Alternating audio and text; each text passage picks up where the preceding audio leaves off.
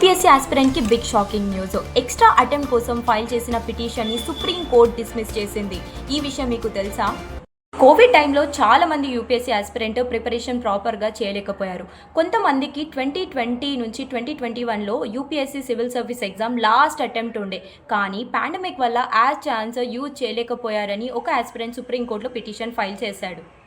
అతని రిక్వెస్ట్ ఏంటంటే Covid circumstances వల్ల తన లాస్ట్ అటెంప్ట్ వేస్ట్ అయిందని, అందుకే యూపీఎస్సీ ఎగ్జామ్కి 1 టైం అడిషనల్ అటెంప్ట్ ఇవ్వాలని కోర్ట్ని రిక్వెస్ట్ చేశాడు. కానీ సుప్రీంకోర్టు ఆ ప్లేని యాక్సెప్ట్ చేయలేదు. కోర్ట్ ఏం చెప్పిందంటే ఈ ఇష్యూ మీద పిటిషన్ చాలా లేట్గా ఆల్మోస్ట్ 5 years తర్వాత ఫైల్ చేశారని, ఇంకా UPSC attempt and age limit అనేది గవర్నమెంట్ పాలసీ డెసిజన్ కాబట్టి కోర్ట్ ఈజీగా ఇంటర్ఫేర్ చేయలేము అని క్లారిటీగా చెప్పింది. ఫైనల్గా సుప్రీంకోర్టు పిటిషన్ని డిస్మిస్ చేసి యూపీఎస్సీ ఆస్పిరెంట్కి ఎక్స్ట్రా అటెంప్ట్ ఇవ్వలేము అని చెప్పింది. మీరు యూపీఎస్సీ ఆస్పిరెంటా?